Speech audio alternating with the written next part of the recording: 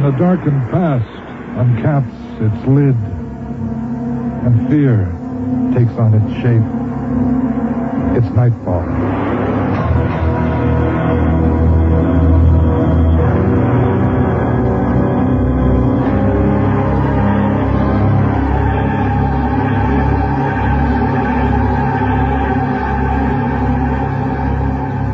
Welcome, dear friends. Frederick Hend, your fellow analyst on tonight's grim excursion into the craggy corners of the mind. You know, comfort and security are things many of us took for granted as children. But what of the uprooted child, the youngster who doesn't belong, who doesn't feel safe? What might such a child do to even the odds? In tonight's story, semi-detached by Sean Selway, fear becomes a tangible reality. Listen.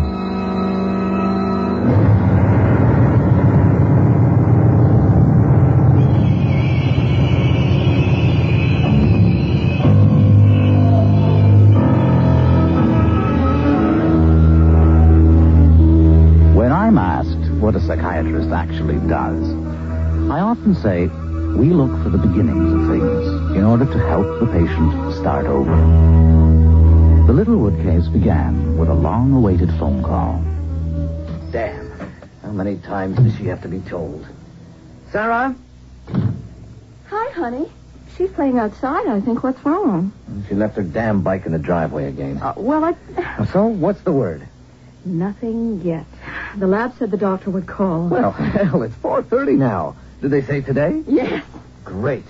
Oh, Tom called from Children's Aid. He's coming by tomorrow afternoon. Good. So if you are pregnant, he can start making the arrangements to get Sarah back with her mother. Ray, if Sarah wants to stay with us, I'd like to keep her. I can't see that. But, Ray... You know how hard you took that miscarriage. She's a lot more settled now, Ray. Besides, I'm not going to be lying on a couch or something all day. Nicole, don't say no, okay, until I finish asking. Sarah. Please, can I go roller skating with Tanya? I'll do the dishes. Later, okay? Go back out and play for a few minutes, okay? But I have to tell Tanya. Go on. Okay. Cut it out, Sarah. Hello? This is she? It is? Yes. Yes. Thank you very much. It's positive. All right. Positive. Hugging, kissing. I see Ray Nicole. I see Ray Nicole. The consequences of that phone call began to unfold the following day. Tom McDermott from Children's Aid arrived to pay the family a visit. I'll get it. Hi, Sarah. Oh, hi. It's Mr. McDermott. Oh, hello, Tom. Come on in. How are you? Good to see you. You're sending me back, aren't you? Now, don't get upset, honey. Sarah, you know you're going to be here for just 6 months. Yeah, but it's not even 6 months It's yet. just that with the baby coming, we won't have time to look after you properly. There's a problem. The thing is, we've lost touch with Sarah's mother. What? Well, apparently she's left her apartment, and we can't locate her. Where am I going to be then? Ray, Sarah can't be just bounced from place to place. Okay. I have to think about it for a minute. Would you like a coffee, Tom? Thank you. Okay, I'll put on the kettle then. You stay put. I'll get the kettle. I have to tell you, it may take a little time to place her elsewhere. We've lost 13 foster homes since January. Oh, no. What's the...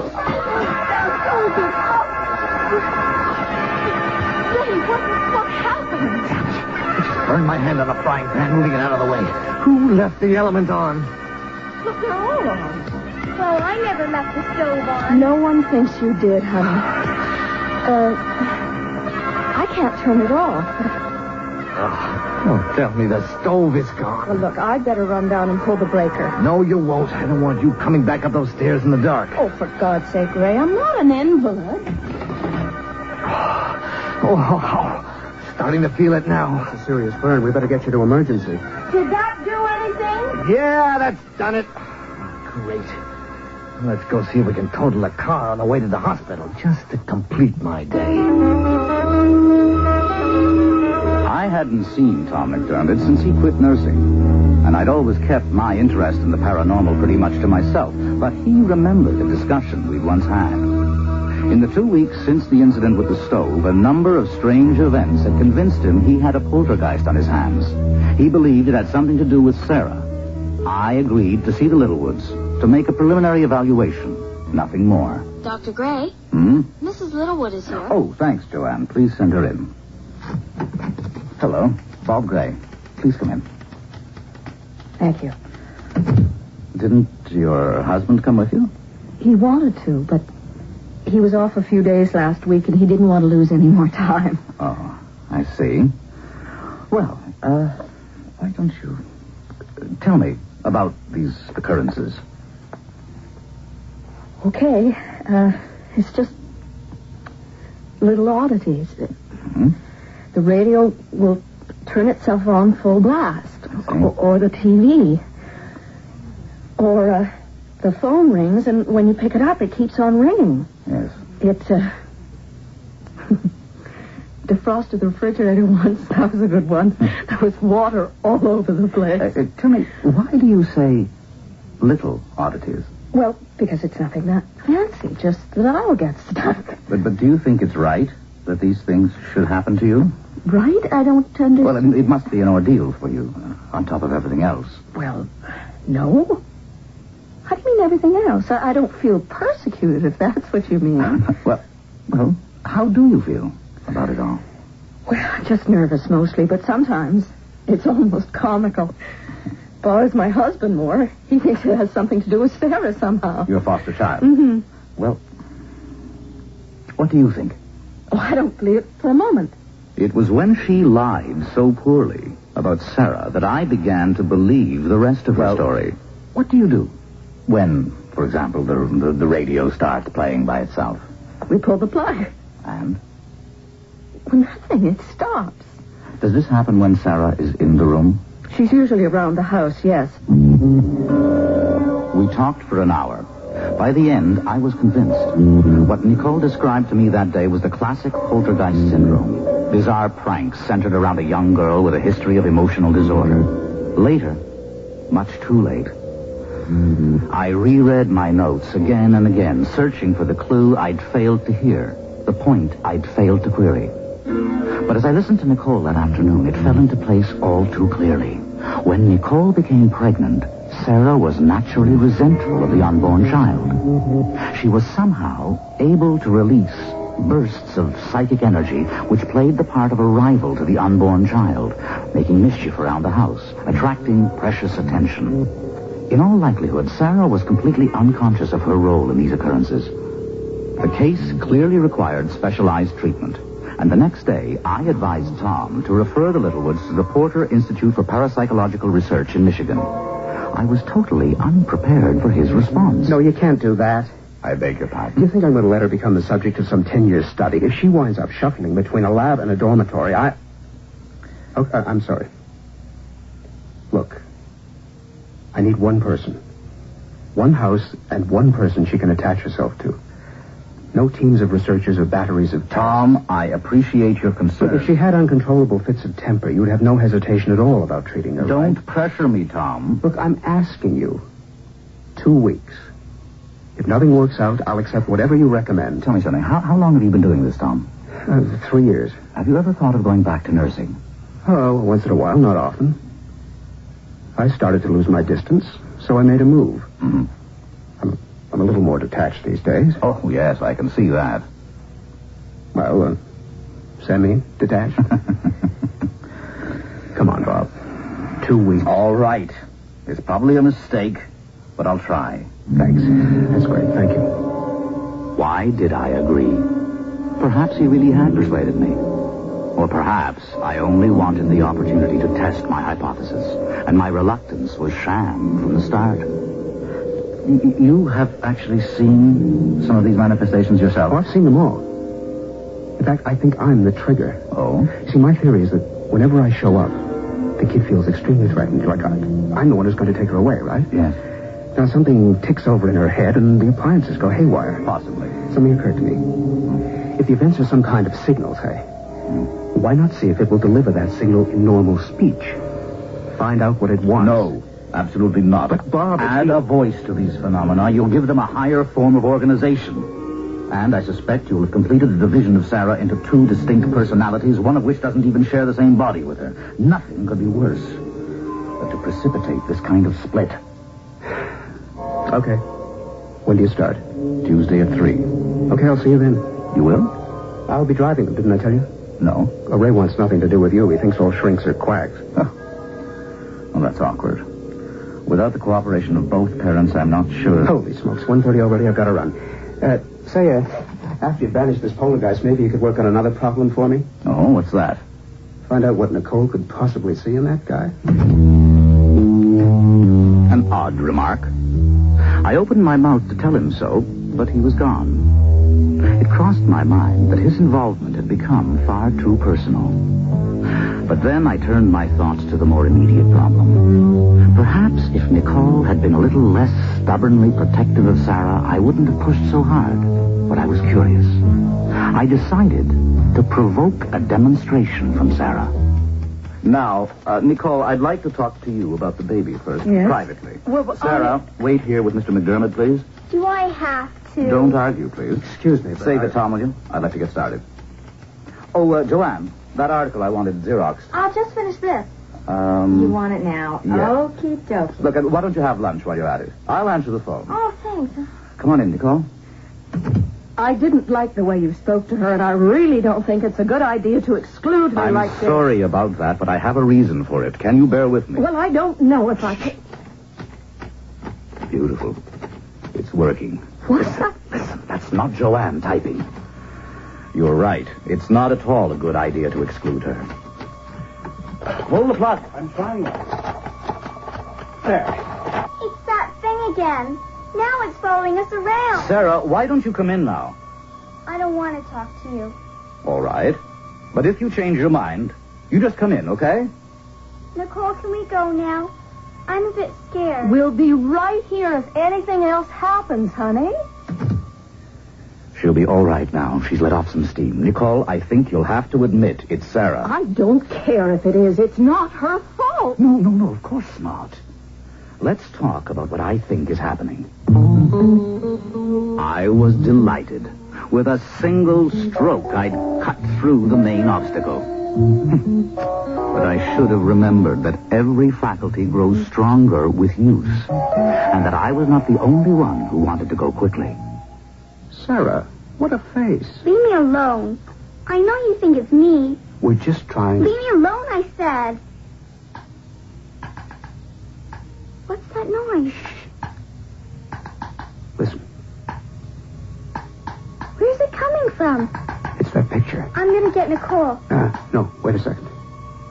I wonder if it can tap with a beat. Now, let's try. Just once, okay?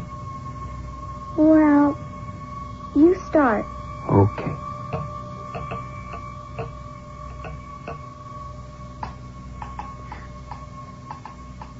How about like this? Like a horse.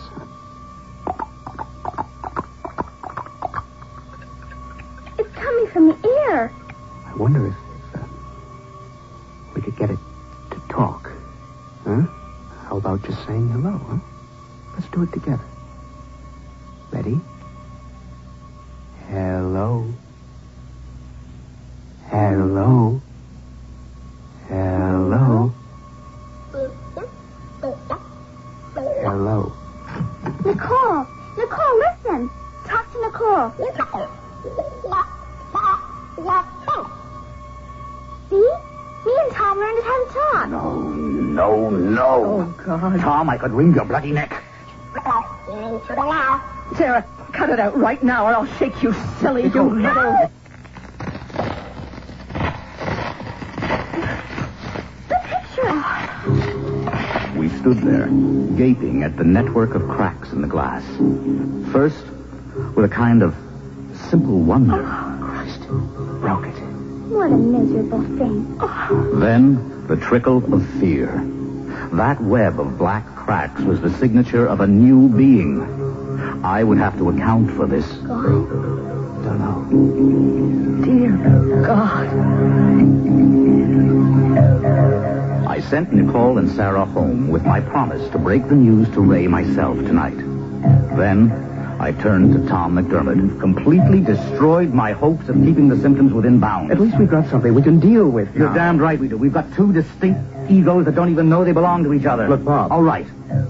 You are going to stay out of it. Don't go near that house again. I'm going to call Swick at Children's Aid, and the three of us are going to sit down tomorrow and make a few decisions. Good enough. I'd expected him to put up more of a fight about it. Instead, he gave me a grin that was positively mischievous, as though he'd hidden the chalk or deflated the principal's tires. I should have wondered what that meant, but I was too busy being relieved.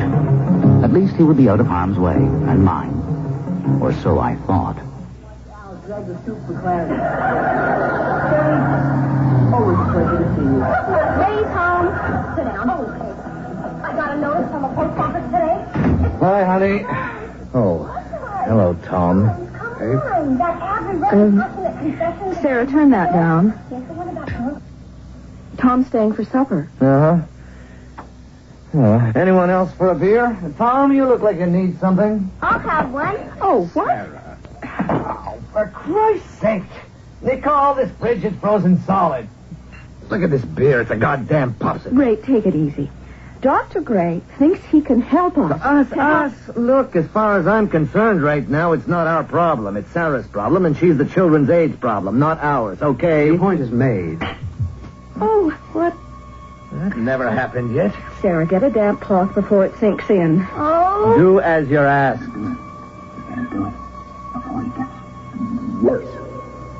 Where's that coming from? Look, okay, that's enough. Knock it off, Sarah. I'm not doing it. You're not, eh? Well, let's hear voices with my hand over your mouth like this. Oh, Let go of her. Sit down, Tom. Well, I don't hear anything. He hurt me. Tom, if you don't move this kid, I'm going to the higher-ups. And if that doesn't work... Stop it. Jesus. Stop it this instant. Jesus! Have you found the kid's mother yet? Ray, come on. Sarah, run upstairs, please.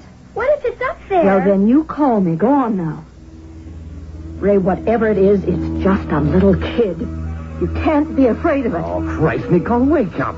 We can't deal with this. She's some kind of schizo. I'm going to call the CAS and end this. Ray, wait. Just give Dr. Gray a chance. A few more hours. That's Nicole, you're such a fish. Okay. But it's against my better judgment. Boy, is it ever.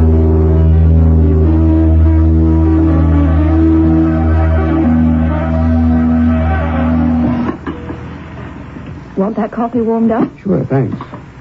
Glasses. The third shelf down. I should save some for Ray when he finishes the lawn. He's not really like this, you know. Oh? Well... I only hope that Sarah doesn't give up on fathers altogether. Oh, a child can get by on surprisingly little. Voice of experience talking.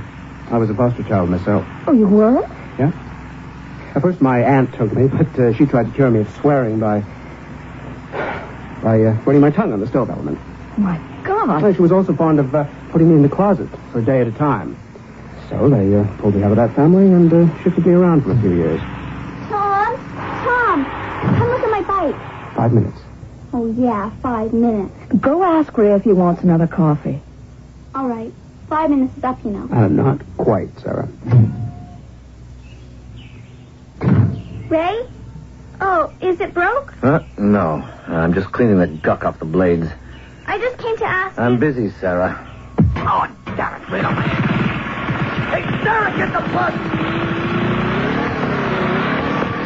My shoes, Scott! Nicole! Let me see your foot. Ray, let me see your foot. Call an ambulance. All right. I'm going to tie this around your leg.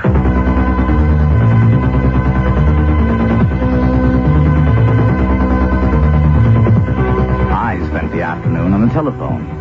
By 7:30, I had talked to everyone, except Swick at Children's Aid. She wasn't at her office or at home. Venturi and Lerner at the Porter Institute suggested several strategies, and I'd begun to feel a little less helpless. Then, Swick returned my call, and what she told me knocked me back in my chair. Before I'd had time to piece together the implications of what I'd learned, Nicole finally got through. Yes? Dr. Gray, I've been trying and trying Nicole, what is it? Ray was cutting the grass. Yes? And the lawnmower switched itself on and pulled his foot in. Tom is trying to... Tom is there? Well, yes, he was waiting for you. Is there something wrong? I'll be right there. 15 minutes. I suppose I panicked. My one thought was to get over there before I didn't know what anymore. Ray? Ray, are you awake? How are you feeling? Sore. I bring you up the TV, but we're keeping the power off in case. Tom's been on the phone trying to find a place for Sarah, but it is after 8 o'clock. Give me the phone book, will you? He is doing his best. Relax. I'm just calling Crocker to tell him I won't be in tomorrow. Why don't you go down and get Mr. Screw-Up to come and help me on the stairs? I can help you down the stairs. Nicole, for the last time, you're going to lose that baby if you don't watch it. I'll get Tom.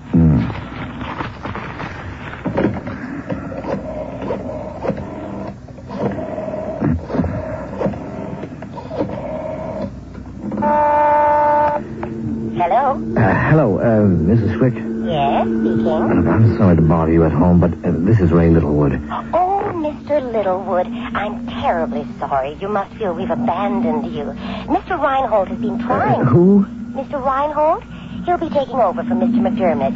I'm afraid Mr. McDermott left behind a good deal of paperwork which simply Excuse me, left behind? I know that sounds terribly bureaucratic, as if we put that... No, it's not that. It's just that I didn't realize... But Sarah's mother will have completed her manpower course next week, and we think she'll be... in here. Sorry, did you say Sarah's mother what? We'll finish her course and should be able to manage... Okay, Larry, like I say, it'll be a week anyway. Sure. No, thanks again, Larry. You sure you want to move around on that foot, Ray? Yeah, I'm sure. Just give me your shoulder and I'll be fine.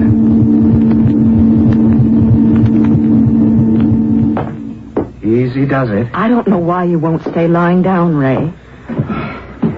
Here's the chair. I'll just lean here for a minute. Oh, Ray. Tom, look, how about whipping down and putting in the breaker? I could use a coffee. Okay.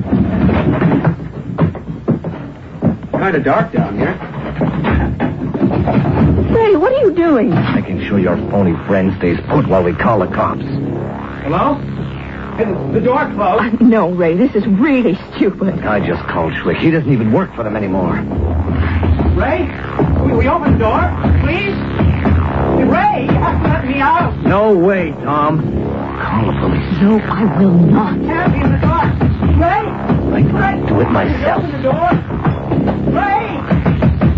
Nicole! He's going crazy in there.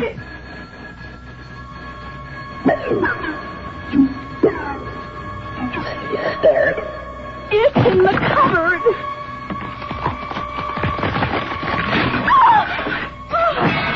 Hand me the frying pan. The scissors. Anything. Hello? Dr. Gray? Ray, in the kitchen. Well, get away from the window. Oh!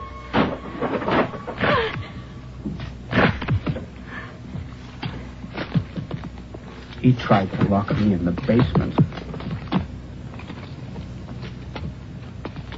Give me the scissors, Ray. It was him. It was him all along. Give me the scissors, Ray. No, you don't. What did you do that for? Let him go. There's a big house like this and you won't even take one poor kid. You know where he belongs? On 6B with psychotics. Now, at last, I understood. He had said he was the trigger. He was much more than that, though he never knew it. Nor would he ever know now. Tom? I'm going to my room now. My God, Nicole, I'm sorry. Tom, nobody's going to punish you. I just want to talk to you. No. I'm never coming down. If you come up, I'll run and I'll jump out the window, and then you'll be sorry. Tommy, you're tired out. Why don't you lie down and have a nap for a while? All right. But don't you come up here. I won't. Promise? Night, Nicole. Night, Tom. Just keep your eyes on him while I get to the phone. All right. Yes, this is an emergency. Could we have an ambulance and police to Charles and Henderson? There'll be someone out front. Nicole, hey. Make it stop. What about me? What's going to happen to me now? To me?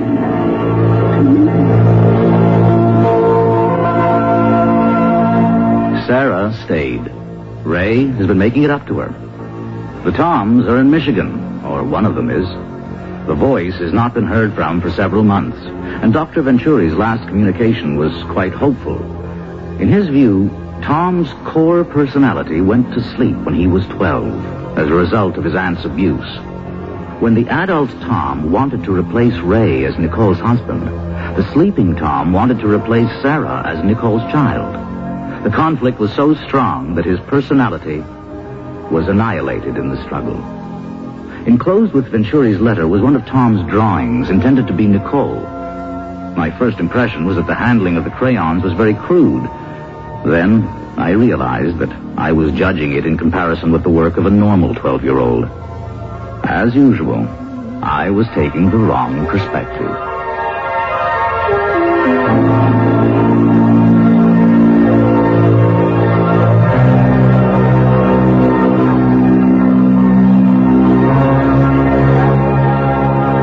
Sometimes bottling up your problems can put a bit too much pressure on the container. Here's who was involved in tonight's production. Semi-Detached was written by Sean Selway and starred David Calderisi as Dr. Gray, Mary Peary as Nicole, and David Stein as Tom and the voice of the poltergeist. Also heard were Peter McNeil as Ray and Andrea Schwartz as Sarah. Technical operation was by Derek Stubbs, with sound effects by Matt Wilcott. Production assistant, Nina Callahan. Semi-Detached was produced and directed in Toronto by William Lane. Executive producer for the series, Don Kowalchuk. And now, your host. So, we'll be back again next week for A Glaze of Perfect Beauty by Stephen Fraygood. Until then, this is Frederick Hend for Nightfall.